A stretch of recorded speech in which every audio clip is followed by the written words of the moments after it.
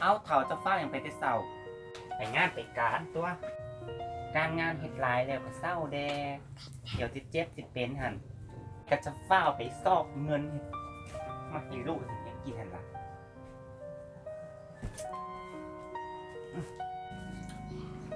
การงานกับเฮ็ดปวดทั้งกับที่รันอย่าลืมเด้อแต่งกินให้ลูกกินเด้อมื้อนี้โดยเดี๋ยวแต่งให้กินฟ้าแล้วมาทำเด้อโอ้ยแม่พอไปใส่อีกล่ะลูกพอพนมิยังไม่การเฮ็ดแต่เวียกแต่งานน่ะเปล่าจะใส่ลูกจักเทื่อลูกต้องเข้าใจพอเพิ่นเด้อเฮ็ดแต่เวียกแต่งานน่ะคือเวียกของการขาดบ่ได้จะตัดเงินเดือนความอุ่นจากแม่และที่สำคัญนะลูกต้องการความอุ่นจากพอเท่านั้นลูกก็เข้าใจพอเพิ่นแน่เพิ่นมีเวียกเพิ่นต้องไปเวียกแต่เศร้าแล้วฮัลโหลพ่อวะแม่เลยลูกวันนี้มันเกิดลูกเด้อ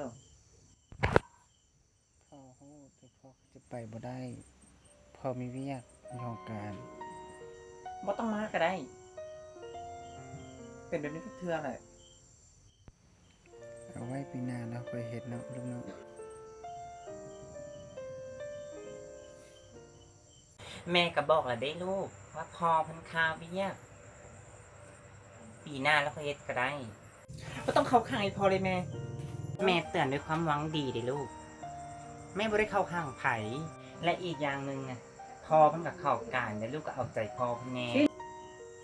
ไปย้อนแม่เข้าข้างพอแบบนี้แหละ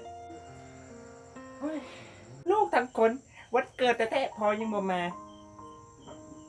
คิดเบิ่งถ้าจะเข้าข้างแบบนี้นะต้องเฮ็ดแล้วมาก่อนวันเกิดนะ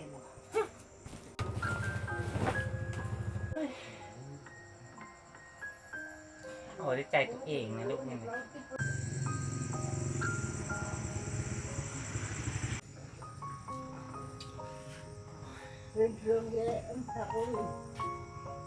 ป่านนี้ยังประกัดมาอีก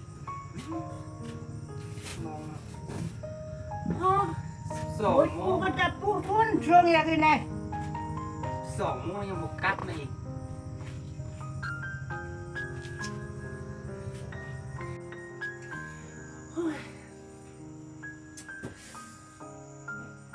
ไอ้ด่า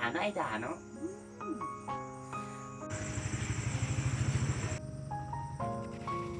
รับรู้หรอ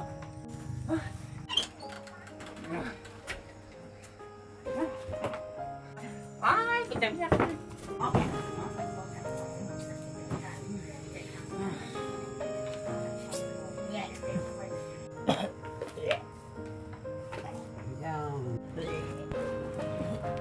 ป็นจะได้เท่า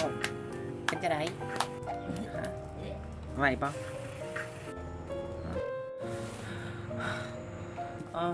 มาเฮาก็บอกแล้วเด้ว่าต้องกินเหล้าหลายเป็นจะได้ปะนี่ว่าหลายครั้งแล้วเธอแล้วต้องกินเหล้านะเป็นยังบ่ฟังกันแน่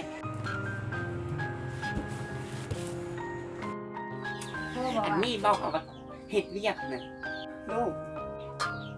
ปีเมาเหล้าเมายามันนี่พอมันก็แค่เมาหัวพ่อไปเห็ดอย่างมันนี่จะกินแล้วพูดบอกพูดสอบพูดสาวกับเหตุการณ์พ่อไม่เห็นเป็นนั่นหรอกคิดไปเองมันเกิดลูกแท้ๆพัดมาได้